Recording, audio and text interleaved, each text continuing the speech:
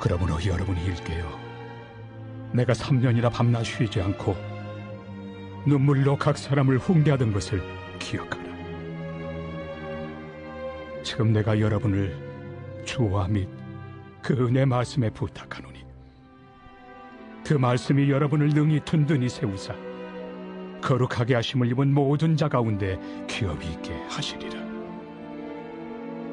내가 아무의 은이나 금이나 의복을 탐하지 아니하였고 여러분이 아는 바와 같이 이 손으로 나와 내 동행들이 쓰는 것을 충당하여 범사에 여러분에게 모본을 보여준 바와 같이 수고하여 약한 사람들을 돕고 또 주 예수께서 친히 말씀하신 바 주는 것이 받는 것보다 복이 있다 하심을 기억하여야 할지니라. 이 말을 하며 무릎을 꿇고 그 모든 사람들과 함께 기도하니 다 크게 울며 바울의 목을 안고 입을 맞추고 다시 그 얼굴을 보지 못하리라 한 말로 말미암아 더욱 근심하고 배에까지 그를 전송하니라.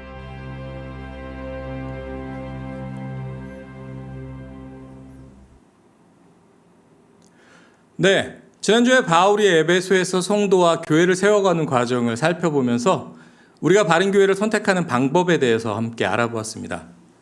네, 오늘은 지난주와 연결된 주제가 될 것 같은데요. 바른 교회에 이어서 바른 목회자를 구별하고 선택하는 방법에 대해서 우리 함께 살펴보도록 하겠습니다.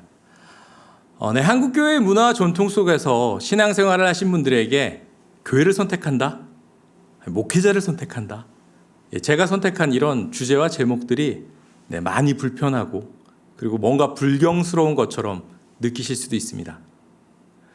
네, 하지만 여러분은 가톨릭 교회를 다니며 신앙 고백을 하시는 분들이 아니시잖아요. 여러분들은 개혁주의 신앙에 기반을 두고 있는 개혁주의 교회에 다니고 계십니다.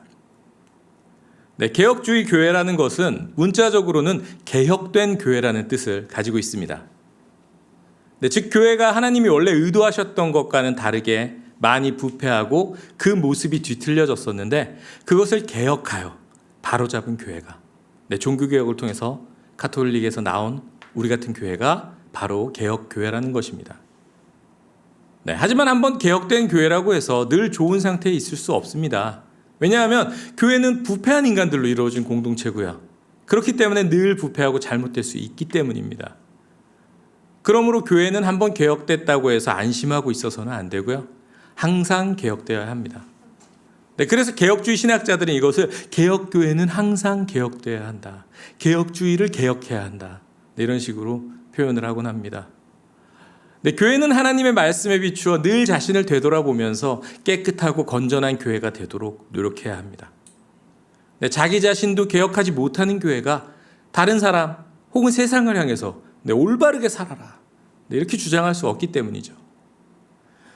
네, 그렇기 때문에 성도인 우리는 바른 교회 그리고 바른 목회자를 구별하고 선택할 수 있어야 합니다. 네, 그것은 불경하고 덕이 안 되는 행동이 아니라 개혁주의 교회 성도의 의무입니다. 다만 우리가 주의할 것은 철저하게 그 선택의 기준이 바로 말씀, 성경이 되어야 할 뿐입니다. 자, 그럼 오늘 말씀을 통해서 바른 목회자를 구별하고 선택하는 방법은 무엇인지 우리 함께 한번 알아보도록 하겠습니다. 네, 바울은 이제 3차 선교 여행을 마무리하고 예루살렘으로 급히 가기 위하여 길을 떠났습니다. 성령님의 부르심에 이끌린 바울은 무려 3년이란 시간을 들여 제자를 길러내고 교회를 든든히 세웠던 에베소 교회에 들리지 않고 지나칠 정도로 예루살렘으로 속히 가고 싶어 했습니다. 네, 하지만 바울은 에베소 교회를 그냥 지나칠 수만은 없었습니다. 그래서 사람을 보내 따로 연락을 취해서 밀레도로 에베소 교회 장로들을 불러서 따로 만났습니다. 네, 이 당시의 장로는요, 지금 우리가 알고 있는 장로님들과는 역할이 조금 다르죠. 네, 굳이 비교하자면 현재의 목회자들, 사역자들이라고 보시면 좋을 것 같습니다. 네, 아마도 이들은 바울이 두란노 서원에서 2년간 직접 교육을 했던, 그래서 세워진 현재 에베소 교회를 양육하고 그리고 말씀을 가르치는 핵심 사역자들이었을 것입니다. 때문에 오늘 본문은 바울이 직접 길러낸 제자들에게 하는 마지막 가르침이자 에베소 교회를 잘 맡아 양육하기를 부탁하는 당부이고 또 바울의 유언이라고 볼 수 있습니다. 먼저 바울은 그간의 자신의 선교 활동을 돌아보면서 그것을 제자들이 보았고 잘 알고 있음을 강조합니다. 바꿔 말하면 이런 얘기죠. 내가 어떻게 사역해 왔는지 너희들이 잘 보았고 알고 있지? 너희도 그렇게 해. 그리고 자신이 성령님께 이끌려 예루살렘으로 갈 것이고 그곳엔 아마도 고난과 죽음이 기다리고 있을 것이라고 얘기합니다. 그리고 너무나 유명한 말씀을 이곳에서 하죠. 내가 달려갈 길과 주 예수께 받은 사명, 곧 하나님의 은혜의 복음을 증언하는 일을 마치려 하면은 나의 생명조차 조금도 귀한 것으로 여기지 아니하노라. 이 말씀 역시 바꿔 말하면 이런 거죠. 야, 내가 이렇게 살았어. 너희도 예수님께서 주신 사명을 이뤄감에 있어서 생명조차 아까워하지 말아라. 그리고 바울은 다시 얘기를 이어갑니다. 이제 우리가 다시는 못 볼 거야.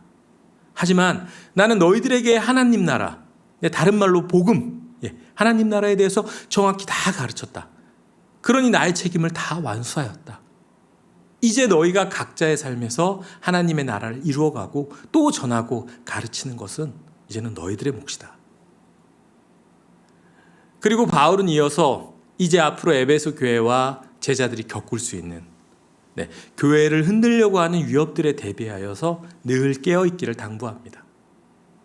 또한 교회를 양육하고 가르칠 책임을 맡고 있는 제자들을 향해서 사역자로서 꼭 지켜야 할 사항들을 당부하고 함께 기도한 후 눈물의 작별을 합니다. 오늘 본문은 보통 바울의 고별 설교라는 제목으로 불리우곤 합니다. 그런데 앞에서 말씀드렸다시피 이 설교의 대상과 목적은 바울이 직접 길러낸 에베소 교회의 사역자들에게 하는 당부입니다. 그렇기에 오늘 말씀에는 바른 목회자가 어때야 하는지가 매우 잘 나타나 있습니다. 그럼 사도 바울이 알려준 바른 교회의 바른 목회자의 모습 우리가 한번 한 가지씩 확인해 볼까요? 첫 번째, 바른 목회자는 삶으로 보여주는 목회자여야 합니다. 바울의 당부와 권면이 설득력을 가질 수 있는 이유는 3년간 함께 생활하면서 보인 그 모습 때문일 겁니다. 예수님 또한 그러셨죠. 3년간 함께 생활하면서 삶으로 제자들에게 보여주셨고 그리고 제자들에게도 너희도 가서 제자를 삼으라고 말씀하셨습니다. 우리가 과연 말씀을 가르치면서 삶으로 증거하지 못하는 목회자가 과연 참다운 예수 그리스도의 제자라고 할 수 있을까요? 그리고 그런 그는 또 다른 예수 그리스도의 제자를 만들 수가 있을까요? 그리고 두 번째, 목회자는 겸손하며 눈물로 섬기는 자여야 합니다. 예수 그리스도께서도 창조주가 인간이 되기까지 자신을 낮추셨습니다. 하물며 그런 주님이 핏값으로 사신 교회를 섬겨야 할 목회자들은 겸손하게 자신을 낮춰야 합니다. 그리고 성도들의 아픔에 눈물로 공감하며 섬기는 자여야 합니다. 그리고 세 번째, 목회자는 인내해야 합니다. 교회에는 다양한 사람들이 모여 있습니다. 때로는 목회자의 잘못이 아닌데도 비방하고 모함하는 사람도 있습니다. 때로는 눈물의 섬김을 몰라주고 서운하게 대하는 사람도 있을 것입니다.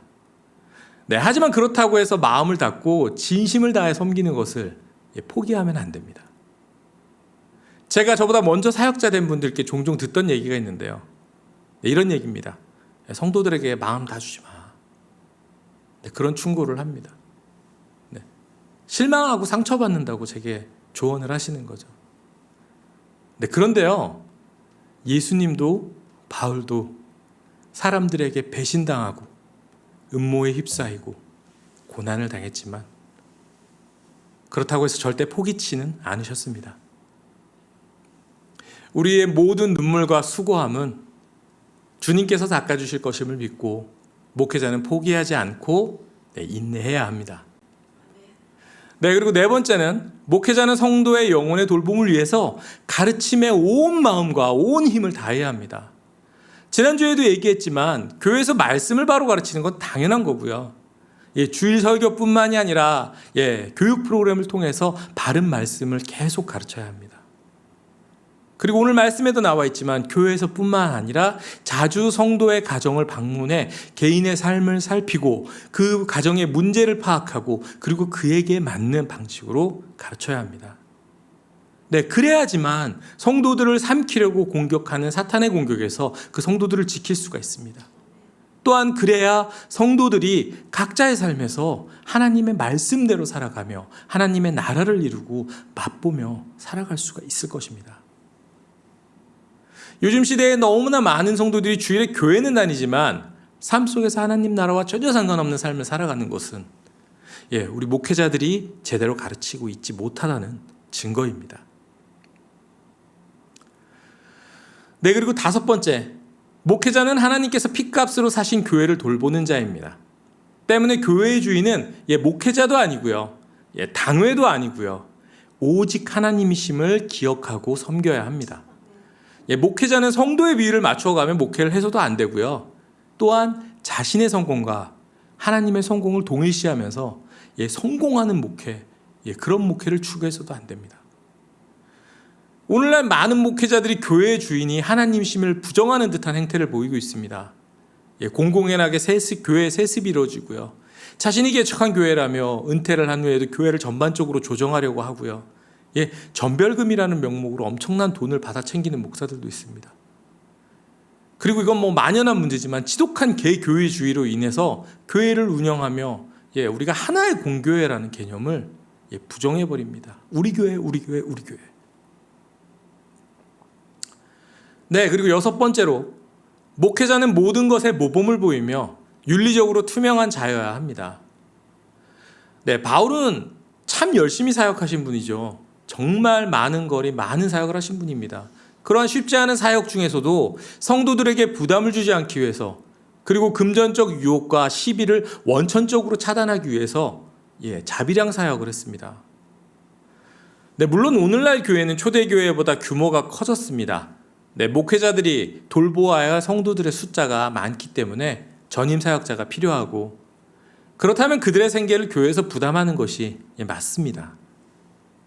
하지만 사역비의 지급의 기준은 투명하며 상식적이어야 합니다. 또한 섬김의 원칙에 입각한 그런 지급이 이루어져야 합니다. 목회자들에 대한 일반인의 시각을 알 수 있는 말이 있는데요. 뭐냐면요, 목회자들은 받는 데 익숙하잖아. 그런데 사도 바울은 이렇게 얘기하고 있네요. 주는 것이 받는 것보다 복이 있다라고 하신 주 예수의 말씀을 기억해야 합니다.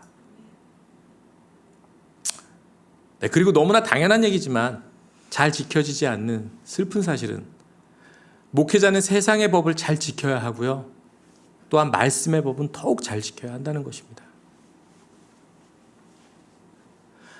그리고 마지막으로 목회자는 성령의 인도하심에 예민하게 반응하고 그리고 순종하는 자여야 합니다.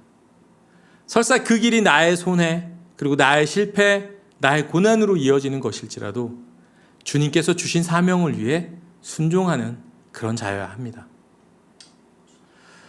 자, 어떤가요? 지금까지 사도행전 20장에 나타난 바른 목회자에 대해서 쭉 제가 살펴보았습니다. 혹시 지금 출석하고 있는 교회, 아니면 혹시 출석하셨던 교회 목회자들을 이 사항들로 좀 점검해 보았을 때 혹시 100점 만점에 60점 이상은 나오시는 것 같나요? 혹시 그 아래라면 그 교회는 떠나십시오. 제가 자꾸 요즘 교회를 떠나라는 말을 자꾸 하는데요. 최근 몇 년 사이에 교회와 그리스도인들이 엄청나게 욕을 먹고 있는 상황입니다. 세상 사람들이 교회하면 가장 먼저 떠올리는 단어들이요, 개독, 먹사, 목사 성범죄, 돈을 밝히는, 이기적인, 교회 건축만 하는 이런 단어들이라고 합니다. 어느 정도냐면 요즘은 교회 관련돼서 나쁘지 않은 기사였어요. 좋은 선행의 기사인데도요, 거기에도 악플이 달려요. 그런데 이것은 영적인 공격이 아니라요, 이 같은 형상이 생긴 가장 1차적인 책임은 바로 목회자들에게 있습니다. 지금까지 우리가 살펴본 바른 목회자의 자질과 너무나 반대로 사는 분들이 넘쳐나기 때문이죠. 강대상에서 선포하는 말씀과는 전혀 반대로 사는 목회자들이 넘쳐납니다. 대접받길 그 누구보다 좋아합니다. 큰 교회 목사님들 보면요, 대기업 총수들이나 정치인들 같은 그런 의전을 받고 싶어 한답니다. 지방에 설교하러 가는데 자기가 평소에 타던 교회에서 제공한 고급 차량을 타고 싶으신 거예요. 그래서 목사님은 비행기로 이동을 하고요, 부목사나 전도사가 지방까지 차량을 몰고 가서 공항에서 대기를 한답니다. 설교 시간에 말씀을 가르치는 것이 아니라 자기 생각을 주입하기 위해서 말씀을 이용합니다. 매주 예화로 가득 찬 설교로 성도들의 시간을 빼앗습니다.